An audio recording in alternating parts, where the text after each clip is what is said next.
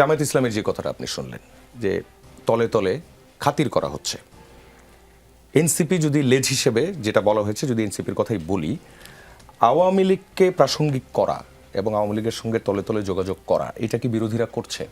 আকবর হোসেন বলছেন জামাত এটা করতে পারে। আচ্ছা, এটা যাওয়ার আগে আরেকটা আগেরবার বলতে ভুলে গেছি। এই ঝিনাইদহ এই এলাকাটা হচ্ছে আইনমন্ত্রীর এলাকা, এবং স্বয়ং আইনমন্ত্রীর এলাকায় আইনের শাসনের যে নজির আমরা দেখতে পেলাম, সেটা মানে কোনো গুড সাইন আমাদের সামনে হাজির করে না। থানা ঘেরাও যেটা বললেন ঝিনাইদহে, এটা ওই ঝিনাইদহ বাদেও একাধিক, আপনি যদি শুধু থানা ঘেরাও বিএনপি, থানা ঘেরাও ছাত্রদল, থানা ঘেরাও যুবদল লিখে সার্চ করেন ইন্টারনেটে, অন্তর্বর্তী সরকারের আমল থেকে আজকে পর্যন্ত অসংখ্য ঘটনার আপনি এভিডেন্স পাবেন। এর মধ্যে রিসেন্ট যেটা ঘটেছে, বাকেরগঞ্জে একটা এমপির বিরুদ্ধে একজন একটা ফেসবুক পোস্ট দিয়েছে, সেখানে আপনার থানার ভেতরে ঢুকে বিএনপির লোকেরা ওই যাকে পুলিশ অলরেডি ধরেছে তাকে মারধর করেছে। আমাদের স্বরাষ্ট্রমন্ত্রী এলাকায় এক হাহা দেওয়ার কারণে, ফেসবুকে হাহা দেওয়ার কারণে বৎসার মধ্যে একজন মাঝখানে এক মহিলা যাওয়ার পরে তাকে পিটিয়ে মেরে ফেলা হয়েছিল স্বরাষ্ট্রমন্ত্রী এলাকায়। আচ্ছা, এবার আপনার এইবারের প্রশ্নে আসি। প্রধানমন্ত্রীর কাছ থেকে আমরা আসলে নতুন কথা শুনতে চাই, ক্লিশে বক্তব্য শুনতে চাই না।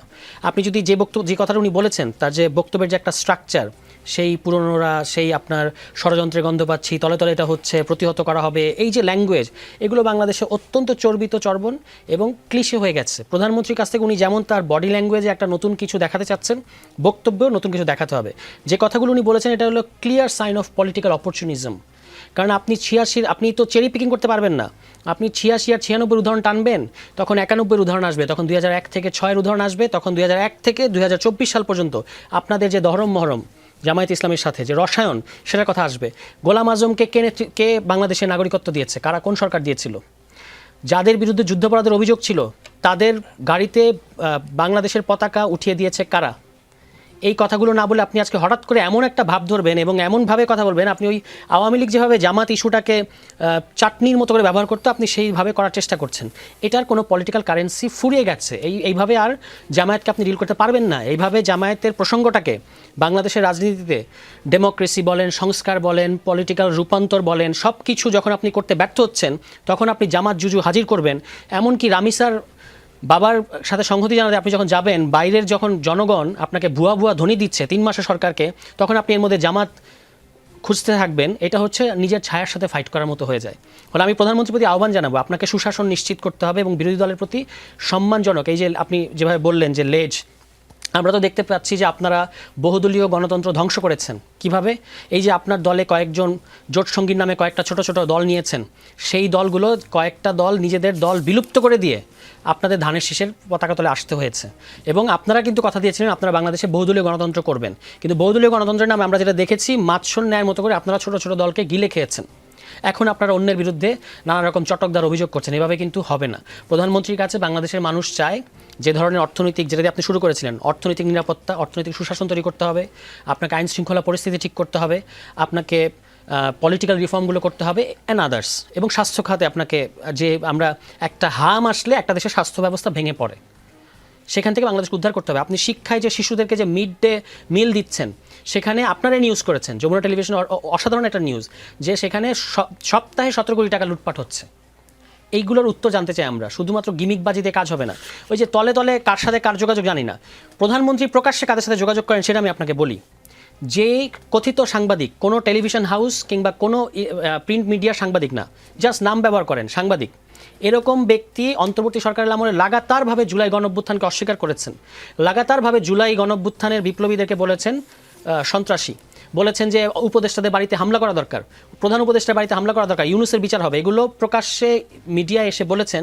সেই ব্যক্তিকে আপনি ফোন দিয়েছেন, আপনি মাননীয় প্রধানমন্ত্রী হিসেবে। বাংলাদেশে কি সাংবাদিকের অভাব পড়েছে? আপনার তাকে কেন ফোন দিতে হবে? তাহলে আপনি কার সাথে কার অ্যালাইনমেন্ট দেখাচ্ছেন, কে কাকে নর্মালাইজ করছে? গতকালকে একটা টক শোতে একজন কথিত সাংবাদিক, কোনো পত্রিকা কিংবা কোনো টেলিভিশনের সাংবাদিক না, কিন্তু সাংবাদিক নাম ব্যবহার করে, তারা বলছে কোথায় জুলাই মাসে কোনো গুলি হয় নাই, আমি দেখিনি, এটা কে করেছে, এটা আন্দোলনকারীরাই করেছে, শেখ হাসিনা কিছু করে নাই। এই ধরনের ব্যক্তিদেরকে নর্মালাইজ করা হচ্ছে এবং বিএনপি তাদেরকে স্পেস দিচ্ছে। এটা প্রধানমন্ত্রীকে ভালো করে আমলে নিতে হবে যে আপনি তাদেরকে কেন স্পেস দিচ্ছেন, এবং ভুইফোর সাংবাদিককে কেন আপনার ফোন দিতে হবে, তাকে তো আপনি এনকারেজ করলেন। তার যে মানে থট প্রসেস, এই থট প্রসেস সাবস্ক্রাইব করে এমন অনেকেই আছে, তাদেরকে আপনি একটা বার্তা দিলেন যে ওয়েল তোমরা এটা চালিয়ে যাও। ফলে আমরা প্রধানমন্ত্রীকে বলবো যে আপনি যে ওই একটা জেস্টার পলিটিক্স করতে চাচ্ছেন সেটার পাশাপাশি আপনাকে বক্তব্য নতুনত্ব আনতে হবে এবং আপনার বক্তব্যে একটা দিশা থাকতে হবে। এই যে প্রতিহত করা হবে, এটাই কিন্তু ঝিনাইদহ ঘটায়। আপনি প্রধানমন্ত্রী এর আগে প্রধানমন্ত্রী এখন গুপ্ত করলেন, তারপর দেখেন গুপ্ত নিয়ে কত কিছু হয়ে গেল। একটা মিনিংলেস টার্ম নিয়ে বিশ্ববিদ্যালয়ের ছাত্ররা মারামারি করছে কেন? কারণ প্রধানমন্ত্রীর মতো জায়গায় থেকে আপনি গুপ্ত শব্দটাকে এনকারেজ করেছেন। এবং এখন যদি আমরা গুপ্ত খুঁজতে থাকি, বিএনপির মধ্যে গুপ্তর অভাব পাওয়া যাবে না। এবং অনেক নিন্দুকেরা বলছেন, আমি তো এত খারাপ না, নিন্দুকেরা বলেন যেমন এই যে পররাষ্ট্রমন্ত্রী, তিনি ছিলেন অন্তর্বর্তী সরকারে বিএনপির গুপ্ত এজেন্ট, এটা অনেকে বলেন। আর ওই যে যিনি অ্যাটর্নি জেনারেল ছিলেন এখন আইনমন্ত্রী, তাকে গুপ্ত বলা যাবে না কারণ তিনি প্রকাশ্য এজেন্ট, তখনও তার দলীয় পদ ছিল, এখনও আছে। তো এই জিনিসগুলো আছে, আপনি মানে পলিটিক্যাল ট্যাগিং দিবেন না। যে ট্যাগিংটা আগে দেওয়া হয়েছে সেটাই কিন্তু সবাই আঁকড়ে ধরেছে। ভারতের ঘটনা খেয়াল করে দেখেন, প্রধান বিচারপতির মতো জায়গায় থেকে যখন ককরোচ বলা হয়েছে বেকার এবং তরুণদেরকে, তখন তারা ককরোচ নামে পার্টি খুলে ফেলেছে এবং সেটাতে মানে বিজেপির চেয়ে লাইক বেড়ে গেছে মানে তাদের সোশ্যাল মিডিয়া পেজগুলোতে। তাহলে এই ট্রেন্ডগুলো, এই তরুণদের এই প্রবণতাগুলো প্রধানমন্ত্রীকে বুঝতে হবে, পালসটা বুঝতে হবে যে আপনি যেটা দিয়ে তাদেরকে ঘায়ল করতে চাইবেন তারা ওই শব্দটাকে আলিঙ্গন করবে। ফলে আমরা এই জেনারেশনের পলিটিশিয়ান হিসেবে, এবং আমরা তার ভালো চাই, আমরা সমালোচনা করি এই কারণে কারণ আমরা তাকে সফল দেখতে চাই, তার কাছ থেকে আমরা নতুন বক্তব্য শুনতে চাই। শুধুমাত্র আচার আচরণ বা ডাউন টু আর্থ তেমন তিনি যেমন থাকতে চাচ্ছেন, তার কথাবার্তাতেও কিন্তু একটা নতুনত্ব আসতে হবে। আদারওয়াইজ এটা আমাদের কাছে মনে হবে তিনি এক ধরনের ভান করছেন, সেরকম যেন মনে না হয়।